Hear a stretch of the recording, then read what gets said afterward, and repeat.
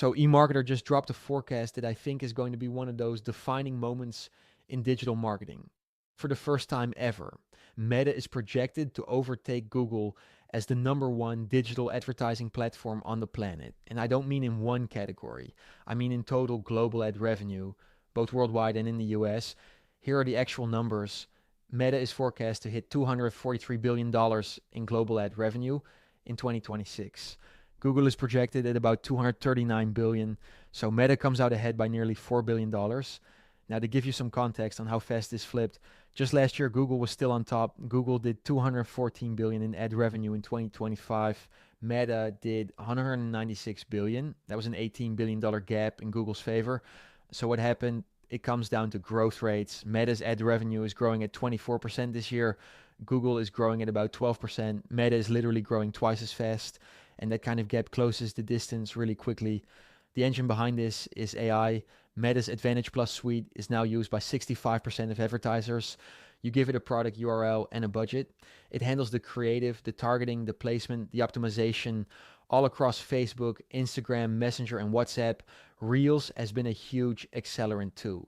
The short form video format pulled in a whole new wave of ad dollars. And Meta's recommendation AI has gotten dramatically better at matching ads to the right users. Now here's the bigger picture. Add Amazon into the mix at 82 billion in ad revenue this year, and the big three, Meta, Google, and Amazon, will control 62% of all digital ad spending on Earth.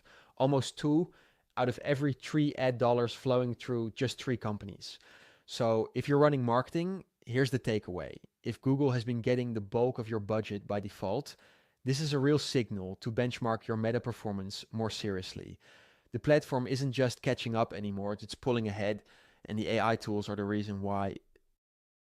Okay, so while Meta is eating into Google's ad business from the revenue side, Google just got hit from the regulatory side too.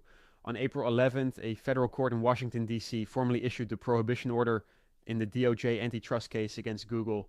And honestly, this one's been building for years, but the specifics are bigger than a lot of people expected. Here's what the ruling says.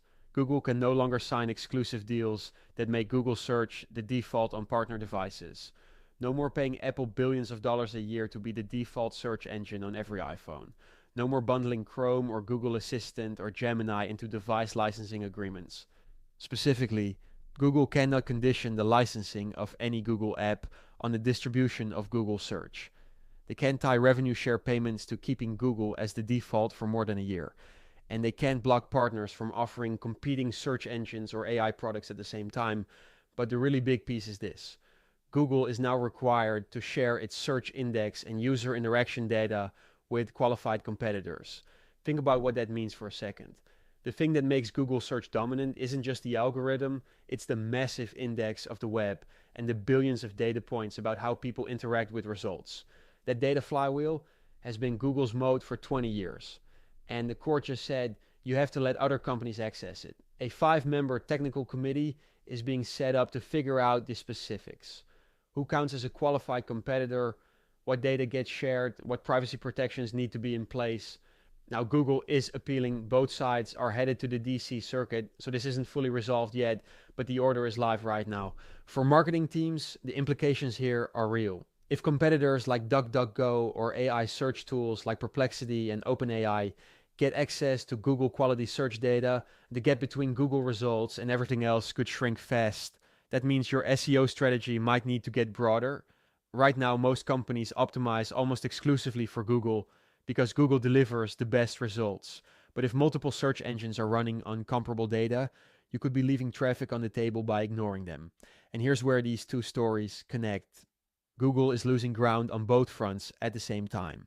Meta is overtaking them in ad revenue, and the courts are forcing them to open up the search monopoly that built that ad business in the first place. For the first time in a long time, the competitive landscape is genuinely shifting, and the marketing teams paying attention right now are going to have a real edge.